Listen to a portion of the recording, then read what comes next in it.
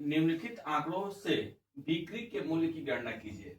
बिक्री यानी sale price, sale price को हमको पता करना है और ये आंकड़ा दिया गया है। इसी आंकड़े के आधार पर हमको इसका बिक्री पता करना है। ऐसा पेपर बहुत टफ भी हम देखते हैं। इसे ये क्रम संख्या दिया है टोटल 8। पहला है उपदान। उपदान मतलब होता है सब्सिडी, जिसको सहायिका भी कहते हैं। कभी कभी एग्जाम में सहायिका भी पूछता है। सब्सिडीज है और सब्सिडी जो है 3 लाख रुपए के बराबर है। सेकेंड है प्रचालन अधिशेष। प्रचालन अधिशेष को कहते हैं सरप्लस, ऑपरेटिंग सरप्लस, वो होता है 600। तीसरा है प्रारंभिक स्टॉक, यानी कि ओपनिंग स्टॉक।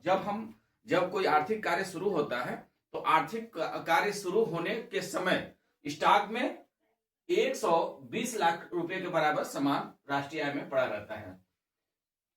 चौथा है अंतिम स्टॉक। अंतिम स्टॉक मतलब आपका जो लास्ट में जब गणना की जाती है राष्ट्रीय आय की, तो उस समय स्टॉक में कितना पड़ा रहता है, तो ये होता है 520। इन दोनों को मिला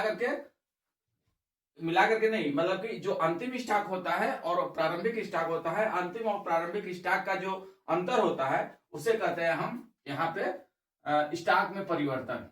स्टॉक में परिवर्तन यह एक्चुअली यह बहुत इंपॉर्टेंट भी होता है कि क्योंकि अगर हम 520 अंतिम माले को मानेंगे तो 120 तो पहले से ही है, इसलिए हमें शुद्ध रूप से अगर गणना करना होगा तो यहाँ पर दोनों का अंतर हमें प्राप्त करना होगा, जिसको चेंज इन स्टॉक भी कर सकते हैं या स्टॉक में परिवर्तन भी करते हैं।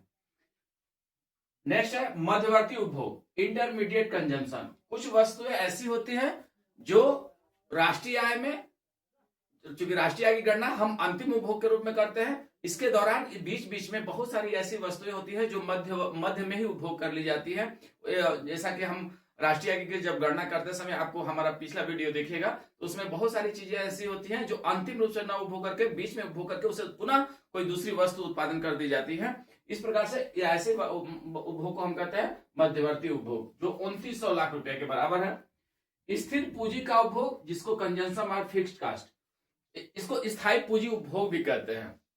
इसको स्थायी पूंजी उपभोग, यानी कि इसको हम एक दूसरा नाम भी कह सकते हैं डीसी, डिप्रिसिएशन चार्ज भी मान लीजिए इसको, शॉर्ट में डिप्रिसिएशन या घिसावट व्यय भी मान लीजिए। क्यों? क्योंकि कुछ ऐसी वस्तुएं होती हैं जो मशीन इत्यादि होती हैं जो कुछ न कुछ मतलब टूट फूट, घिसावट व्यय, ऐसा भी इसका नाम लिखा जाता है। तो ये स्थिर पूंजी, जैसे जो औजार होते हैं उसमें कुछ घिसावट व्यय लगते हैं, ये खर्च होते हैं 600 लाख रुपए के बराबर, जिसको हम डिप्रिसिएशन चार्ज भी कहते हैं। सातवां है लाभ। लाभ जो है प्रॉफिट, शुद्ध रूप से उसको 700 का हो रहा है।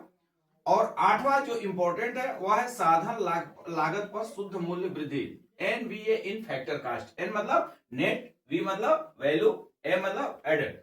Net value added in factor cost जो है टोटल 2200 लाख रुपया है। अब इसके आधार पे हमें कुल बिक्री पता करना है। तो बिक्री का मतलब एक चीज क्लियर कर लीजिए, बिक्री का मतलब ये नहीं हुआ कि हमको अंतिम रूप से क्या बिक्री हुआ। बिक्री मतलब पूरे राष्ट्रीय आय के दौरान, जो एक वित्तीय वर्ष में हम राष्ट्रीय आय की गणना करते हैं, उस दौरान जितनी भी वस्तुओं का विक्रय हुआ है, चाहे वो इंटरमीडिएट हो या कोई भी हो, जरूरी नहीं कि अंतिम, यहाँ अंतिम शब्द नहीं होता है। जो भी चीजें जो जिसको हमने बेचा है, चाहे एक बार बेचा है या 2 बार बेचा है, क्यों? क्योंकि यहाँ पे हम साधन लागत पर शुद्ध मूल्य वृद्धि की गणना कर चुके हैं। तो इसलिए यहाँ पर अब एक सूत्र होता है, सूत्र है, जैसे हमको एनबीएफसी अगर हमको पता करना हो तो टोटल सेल जो होगा, टोटल जो सेल होगा उसमें से हम इंटरमीडिएट कंजम्पशन को घटा देते हैं, यानी मध्यवर्ती उपभोग को घटा देते हैं। उसी प्रकार से जो डिप्रिसिएशन चार्ज होता है, स्थिर पूंजी उपभोग होता है, उसको भी हम क्या करते हैं, घटा देते हैं, तभी हमको शुद्ध मिलेगा। शुद्ध के लिए कभी भी हम अगर शुद्ध माप करना हो, किसी चीज का नेट प्राप्त करना हो, तो उसमें से हमको घिसावट व्यय, टूट फूट या डिप्रिसिएशन चार्ज या स्थिर पूंजी उपभोग को घटाना ही पड़ता है। और चूंकि यहाँ पे हमारा वैल्यू पता करना है, वैल्यू एडेड है, तो चेंज इन स्टॉक, यानी कि स्टॉक में जो परिवर्तन होता है उसको हमको जोड़ना पड़ेगा। स्टॉक में परिवर्तन को हमें जोड़ना पड़ेगा। यहाँ एक चीज और समझने वाली बात है, यहाँ पे केवल दिया है, उपदान दिया है 300, तो 300 उपदान दिया है और इसको हम सब्सिडी कहते हैं, जबकि यहाँ पर हमको एक माइनस होता है, माइनस का होता है एनआईटी, उसको बोलते हैं, क्या बोलते हैं? एनआईटी। ध्यान रखिएगा, एनआईटी। एनआईटी का मतलब होता है नेट इनडायरेक्ट टैक्स। एनआईटी का मतलब होता है नेट इनडायरेक्ट टैक्स, जिसमें इनडायरेक्ट टैक्स में से सब्सिडी को घटा करके हम प्राप्त करते हैं। क्योंकि यह हमको फैक्टर कास्ट पता करना है, इसलिए इसमें हो जाएगा, सब्सिडी जुड़ जाएगा और इनडायरेक्ट टैक्स घट जाएगा। क्योंकि इनडायरेक्ट टैक्स दिया नहीं है, इसलिए यहां पे केवल सब्सिडी को मानेंगे और सब्सिडी को हम इसमें प्लस कर देते हैं। अब हम आसानी से, अच्छा दूसरी तीसरी चीज जानिए, इसमें एक लाभ और एक दिया है प्रचालन अधिशेष। लाभ, क्योंकि फैक्टर हमको जो सूत्र है, सूत्र के हिसाब से लाभ किसको मिलता है? जो सेलर होता है। तो सेल में ही लाभ और ऑपरेटिंग सिस्टम समाहित है, इसलिए इसको हमको अलग से जोड़ने की जरूरत नहीं है। अब हम हमारे पास जो जोड़ने जो इसमें शामिल करने वाली चीज है, फर्स्ट को शामिल करेंगे, थर्ड एंड फोर्थ का अंतर को शामिल करेंगे, फिफ्थ को शामिल करेंगे और सिक्स को शामिल करेंगे, सेवेंथ को शामिल नहीं करेंगे और एट्थ को शामिल करेंगे। इस प्रकार से हम एनवीएफसी पता कर लेंगे। अब एनवीएफसी कितना दिया है? 2200। कितना दिया है? 2200। सेल हमको पता करना है। आईसी कितना है? मध्यवर्ती उपभोग है -2900। डीसी कितना है? स्थिर पूंजी उपभोग है 600। और चेंज इन स्टॉक कितना है? हम यहां पे देख लें तो 500 में से, चलिए 520 लिख दे रहे हैं यहां पे, 520 माइनस 120। और सब्सिडी कितनी है? तो 300 है। हम अब यहां पे करें तो सेल माइनस, ये दोनों माइनस माइनस है, आपस में जुड़ जाएंगे तो कितने होंगे? 3500। और ये प्लस 4 और 3 7 700। तो यहां पे अब हम बात करें तो अब हम सेल अगर इधर ला देते हैं, सेल को हम इधर ला देते हैं तो सेल इजकल टू कितना हो जाएगा? 2200, इधर जाकर के ये हो जाएगा प्लस 3500 और ये हो जाएगा -700 बराबर 2200 3700 2800 और 2800 और 22 5000, यानी टोटल कितना हो जाएगा? 5000 लाख रुपए हो जाएंगे। ये आपका आंसर हो जाएगा। यानी कि जो सेल है, टोटल सेल है, वह कितने के बराबर हुआ? 5000 के बराबर हुआ। अब इसको उल्टा भी समझ सकते हैं। अगर सेल इतना दिया है, हमको एनवीएफसी पता करना है, उसमें से जैसे हमने इस सूत्र के आधार पर हम करेंगे तो इसको हम पता कर सकते हैं कि वास्तव में टोटल एनवीएफसी कितना।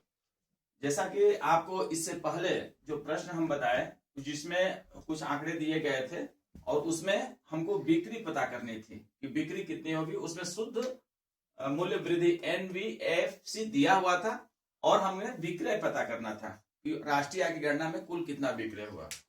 ठीक उसी प्रश्न को इस पेपर में पुनः बदल दिया गया है और इसमें क्या कर दिया गया है? इसमें हमको एनवीएफसी पूछ दिया गया है। जो हम अभी वीडियो के लास्ट में आप देखेंगे तो हमने सूत्र भी इस तरह से ही लिखा था कि एनवीएफसी से ही सूत्र लिखा था। तो हम पुनः एक बार पुनः हम उस सूत्र को लिखते हैं, जैसे एनवीएफसी इजकल टू सेल, जो सेल होता है, टोटल सेल्स होते हैं, सेल्स हो जाएंगे, उनमें हमको क्या जोड़ देना पड़ेगा? जितने हमारे स्टॉक में परिवर्तन, स्टॉक में अलग मूल्य, स्टॉक परिवर्तन हम समझा चुके हैं, पिछला वीडियो में आप देख लेंगे। स्टॉक में परिवर्तन, change in stock, change in stock है प्लस, हाँ, इसके बाद इसमें स्टॉक में परिवर्तन के बाद ये जो होगा वह हो जाएगा total value of market price. अब इसमें से हमको माइनस क्या करना है? इनडायरेक्ट टैक्स को, एनआईटी को क्या करना है? माइनस कर देना है। इसी प्रकार से जो ये मीडिएटरी यानी कि स्थिर पूंजी उपभोग है। अब स्थिर पूंजी उपभोग शब्द लिखा नहीं है, इसलिए इसको समझना जरूरी है कि स्थिर मूल्य, स्थिर उपभोग क्या होता है। तो इसमें से जो सकल निवेश है और शुद्ध निवेश है, सकल निवेश 500 है और शुद्ध निवेश 300 है। इसका मतलब कि हमने पैसा खर्च किया 500 करोड़ रुपया और अंतिम रूप से जो निवेश माना गया वह 300 यानी 200 करोड़ रुपया क्या हो गया, उन जो पूंजीगत वस्तुएं थी, स्थायी पूंजी थी, उस पर खर्च हो गया, जिसको हम कहते हैं डिप्रिसिएशन चार्ज, डीसी कहते हैं। क्या कहते हैं? डीसी को हम यहाँ पे घटा देंगे। और फिर उसके बाद ये शुद्ध अप्रत्यक्ष कर हो गया, फिर ये हो गया, और जो ये कच्चे माल का क्रय है इसको भी, चूंकि ये सेल में शामिल है, तो हमको ये क्या हो गया, कच्चे माल का क्रय का मतलब हो गया ये इंटरमीडिएट कंजम्पशन। इंटरमीडिएट कंजम्पशन को भी हमको क्या करना पड़ेगा, घटाना पड़ेगा। तो इस प्रकार से हम एनवीएफसी पता कर सकते हैं। अब चलिए हम करते हैं। सेल कितना है? 2000 करोड़ रुपया। स्टॉक में परिवर्तन कितना है? स्टॉक में परिवर्तन है 300। एनआईटी कितना है, यानी कि शुद्ध अप्रत्यक्ष कर कितना है? 200। डिप्रिसिएशन चार्ज कितना है?